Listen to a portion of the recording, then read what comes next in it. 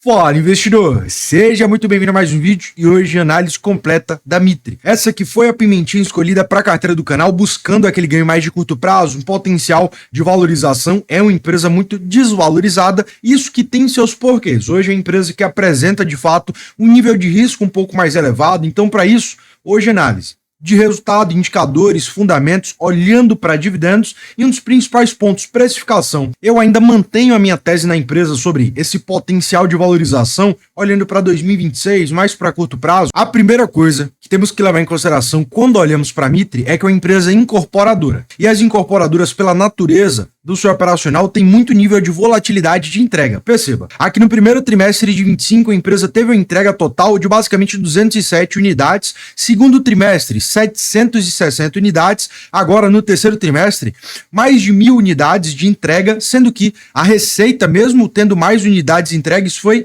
bem menor, mesmo assim. Então, há uma volatilidade de entrega, do número de entregas e também do faturamento, da receita, do resultado esperado. Tanto é que para o quarto trimestre, a espera é de apenas 66 entregas. Então já podemos esperar um resultado mais baixo para o último trimestre do ano quando olhamos para a Mitre. Essa volatilidade é intrínseco ao operacional da empresa, principalmente a Mitre, que não é uma empresa muito grande. Então ela não consegue manter uma recorrência de entrega trimestre pós trimestre. Ela tem de fato esse nível de volatilidade de entrega. Então quando olhamos aqui a expectativa de entregas para 2025, a expectativa é de 1 bilhão e 600 milhões de reais, ou seja, totalizando mais de 2.100 unidades entregues. Agora veja, um ponto muito importante quando olhamos para principalmente eficiência da operação de uma empresa incorporadora, aqui falando do VSO. O que significa isso? É basicamente a velocidade que foram feitas as vendas do lançamento da empresa. Então, aqui quando olhamos para o trimestre, a empresa teve um VSO, a venda total do seu lançamento de 13% no trimestre.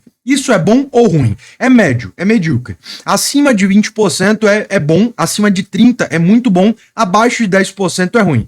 13% é o indicador medíocre. Quando olhamos para o DM, o que significa o DM? Últimos 12 meses, perfeito? Quando olhamos para o DM, 40% é bom? É bom. 40% é bom, 50% acima é muito bom, abaixo de 30%, 20% já é um pouco mais apertado. Abaixo de 20%, na realidade, eu diria que é bem apertado, muito abaixo de uma expectativa. 40% é bom. Qual o ponto? A Mitre, ela vem de uma pequena queda quando comparamos com 2024, e isso que é um dos principais braços da operação da empresa. A Mitre, ela vem até melhorando seu braço dos lançamentos, tendo por outro lado uma diminuição da venda do seu estoque. Para entender se isso é bom, nós temos que analisar outro indicador, qual? O estoque da empresa. Hoje, quando olhamos para o estoque da Mitre, o estoque vem de um crescimento frente ao trimestre anterior, segundo trimestre de 25. Isso é bom ou ruim? É ruim. Um estoque parado são imóveis que não foram vendidos, ou por completo, ou apartamentos, enfim, partes daquele imóvel que não foram vendidos. Então, o estoque imobilizado, ele é ruim. Nós queremos giro, queremos que seja vendido, ou para empresas de recorrência alugado. Quando você tem um imóvel e ele não está alugado, ele entra em vacância. Quando você tem um imóvel sendo incorporadora e não consegue vender, ele fica no estoque, sendo a receita um resultado imobilizado. Diferente de outros setores, segmentos, quando olhamos para o estoque do setor imobiliário, é ruim. Tem um estoque crescendo, é ruim. Mas não tanto quanto, por exemplo, a empresa de varejo alimentício. Por quê? O estoque é perecível. Diferente aqui, que além de não ser perecível, ele valoriza, que são as próprias PPIs, o que vem valorizando bastante a JHSF em resultado. Nesse caso da Mitre, né, que é uma incorporadora, uma empresa do setor imobiliário, é positivo por esse lado. É um estoque que continua se valorizando mesmo que não vendido. Mas é uma empresa que não quer valorizar. Ela quer vender, perfeito? Então, o que é que deveria ter acontecido aqui? A empresa tem uma melhoria do seu operacional de lançamentos, com certeza, lógico, mas também tem uma melhoria das suas vendas de estoque. Por quê? O estoque está crescendo. Se a empresa não tivesse acumulado estoque, aí tudo bem, ela tem um ritmo menor de venda do seu estoque. Mas não, ela está crescendo o estoque, então tem que ser feito um esforço pós-marketing, pós-lançamento mais forte para ter essa venda do estoque. Olhando para o seu VGV dos seus lançamentos, agora do terceiro trimestre de 25, que é auxiliar ao VSO, né? A House Mitre, que é um primeiro lançamento que a empresa fez, teve 26%. O que significa isso? Das vendas, da capacidade de venda total, a empresa vendeu 26%. É bom? É ruim? É médio, é medíocre. Qual é o ponto? Aqui a gente precisa falar um pouco mais sobre detalhes agora. É uma empresa que atua mais no setor de incorporação para alto padrão, luxo, padrão mais luxuoso. Então assim, Quando se vende, se ganha muito em capital. É uma margem mais elevada. A Mitre, ela tem problema de margem, tá? Isso é um ponto bem negativo, inclusive. A gente vai conversar um pouco mais sobre ponto negativo daqui a pouco. Ela tem alguns sim. Mas, em tese, uma empresa que atua mais no setor de luxo, como a própria JHSF,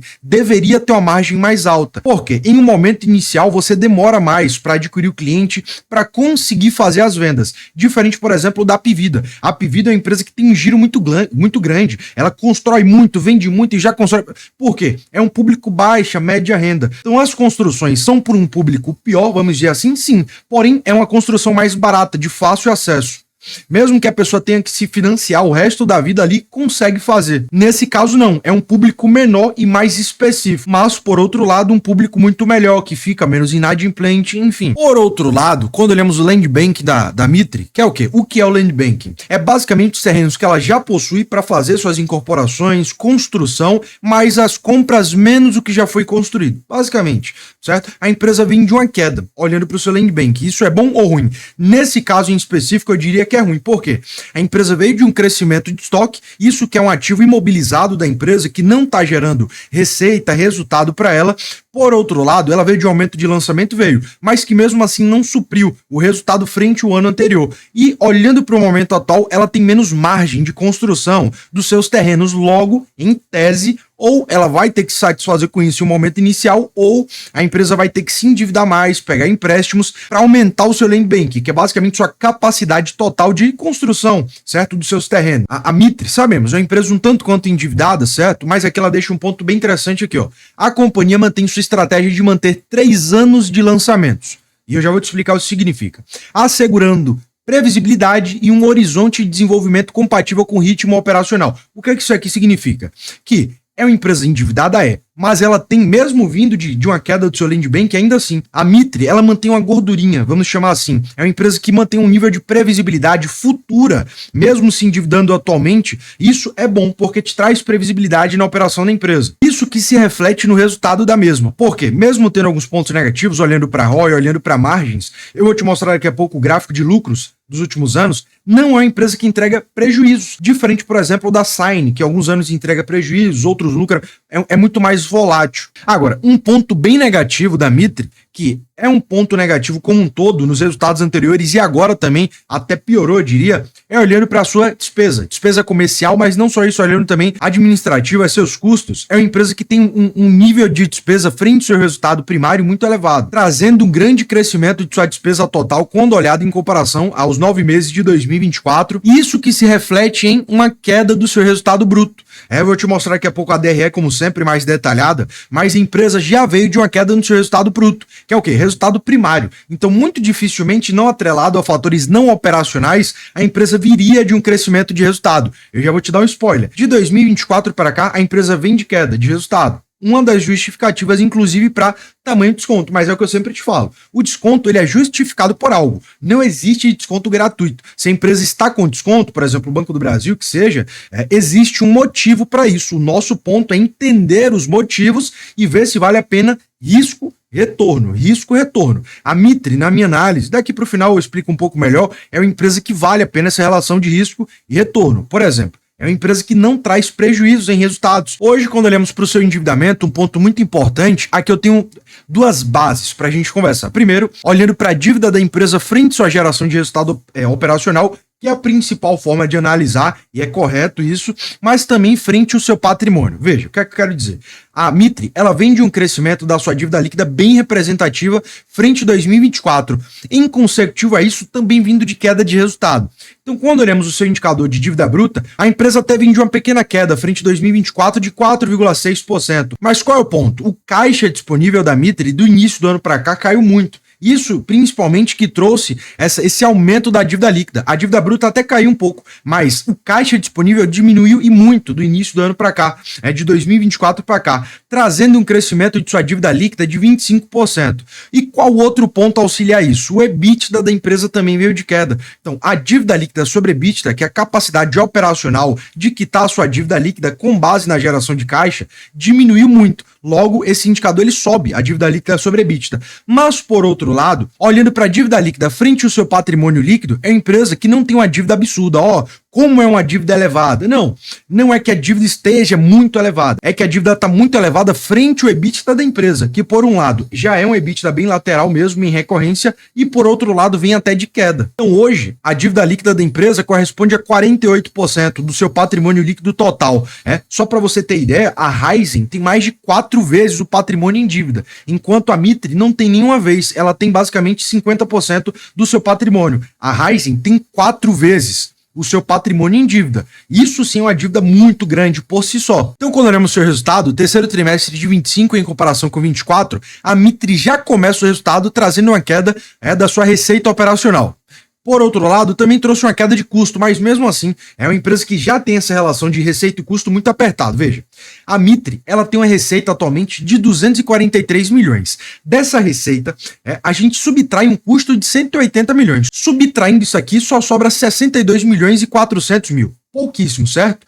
Quando damos continuidade, olhando para suas despesas que vieram de um crescimento, a empresa hoje acumula um resultado operacional de 18 milhões apenas, vindo de queda também frente a 2024, 23% de queda. Levando em consideração o resultado financeiro da empresa, tributário também, hoje tendo uma queda de 49% do seu lucro, tendo apenas 8 milhões de lucro atualmente no trimestre em comparação com 17 milhões do ano passado.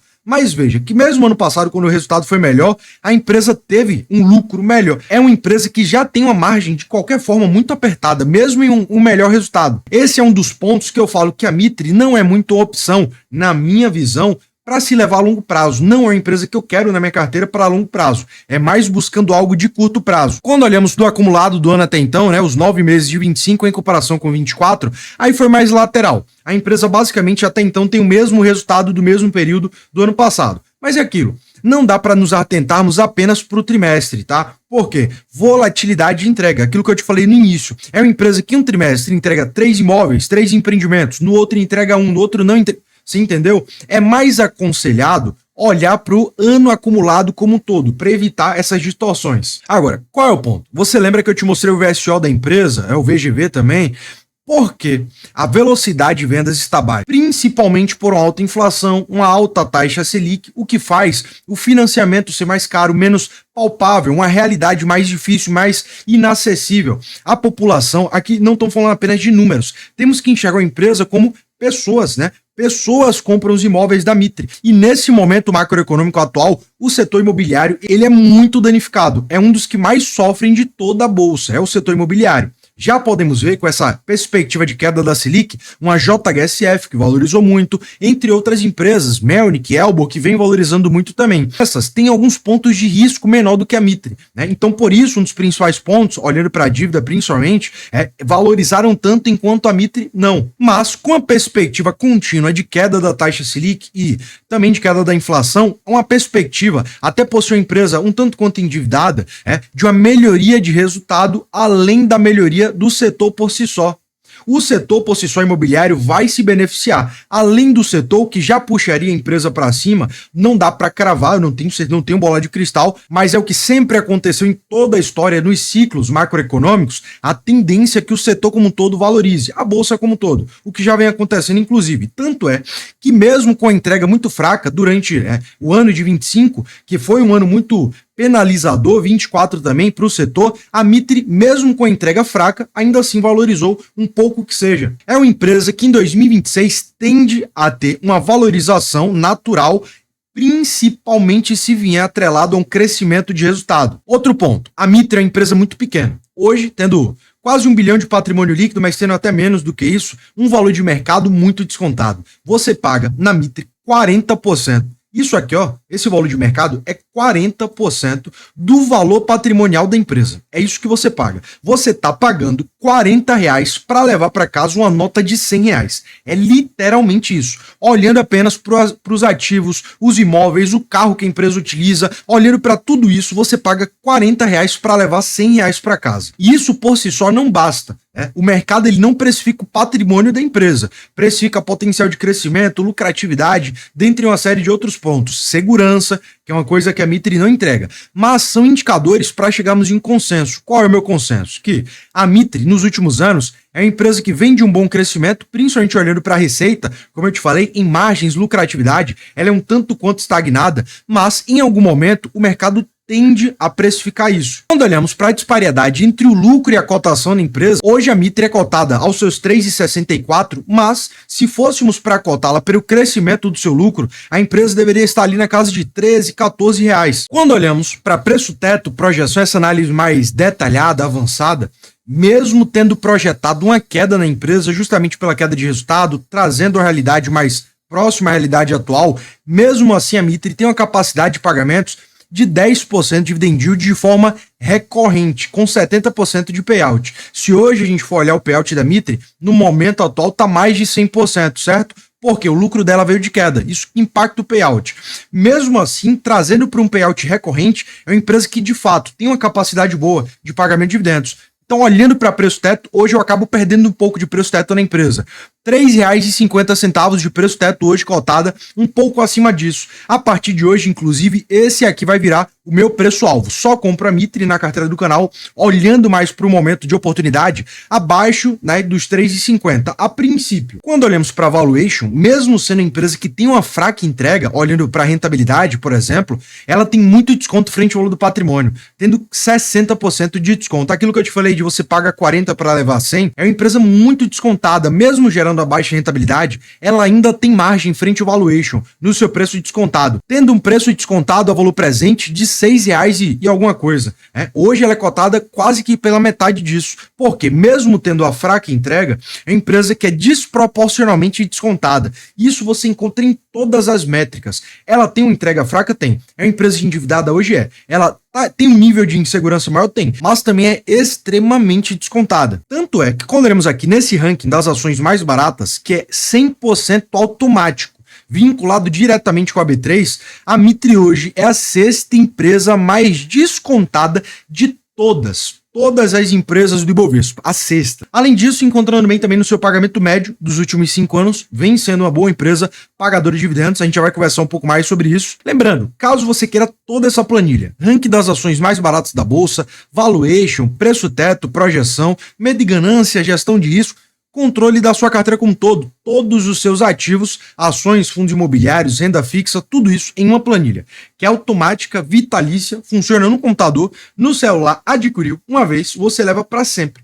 Não tem pagamento mensal, nada do tipo. É só para sempre, com direito às atualizações futuras. Não tem para onde correr, segundo o link aqui embaixo na descrição. Quando olhamos para os dividendos da Mitre, olhando para uma média de pagamentos, é uma empresa que tem uma média dos últimos 5 anos de 9,6%. Ano passado pagou bem, ano retrasado também acima de 10%, 22% pagou bem também. Outro ponto importante é a empresa que faz pagamentos mensais. Todos os meses a Mitre faz pagamentos. Então, um dos pontos que me fez escolher a empresa para ser uma escolha mais de pimentinha, de fato, que tem um nível de risco um pouco mais elevado para a carteira do canal, foi o quê? Mesmo que a Mitre, vamos para um cenário ruim, tá? Mesmo que ela lateralize de entrega e de precificação, não valorize como eu espero, ela ainda assim paga dividendos. Uma capacidade mínima. Vamos botar no mínimo, 8%. Muito dificilmente pagar abaixo disso. Em uma melhor hipótese, 10%. Em uma melhor hipótese ainda, 12%, 14%, como vem pagando atualmente. Então, mesmo que ela não valorize muito, é uma empresa que ainda assim remunera muito bem com dividendos. É basicamente o custo de oportunidade, é esse dividendo que ela paga. É um rendimento que eu recebo por esperar ela valorizar. Não é uma empresa que eu tenho em longo prazo, não quero ter a Mitre para longo prazo, mas é uma opção interessante olhando mais para curto prazo, olhando para a queda de Selic, fatores mais macroeconômicos. Agora, Adam, que aula! Como é que eu faço também para analisar e escolher as melhores ações, com de fato potencial de crescimento, gestão de risco bem feita, que remunere bem com dividendos e estruturar a carteira como um todo, que cresça e gere resultado com segurança? Eu te convido a clicar no primeiro link da descrição e conhecer a comunidade do Mapa das Ações, porque além disso tudo que eu te falei, todo esse material de forma vitalício, você também vai fazer parte da nossa comunidade exclusiva, com direito a atualizações, network, suporte, tudo que você precisa para ter resultado. Além de levar como bônus a própria planilha. Para você que está pensando em comprar, vale muito mais a pena você entrar no Mapa das Ações, porque você leva ela como um bônus. Tudo isso por menos de R$ 100. mas eu tenho que te dar um recado, é sério. Ao final de novembro, eu vou aumentar o preço do mapa das ações, terminando novembro. Então, para você que tem interesse, clique no primeiro link e considere entrar para o mapa das ações, porque depois vai ficar um pouco mais inacessível, certo? No mais, foi um prazer te ter por aqui e não se esquece, é só o começo.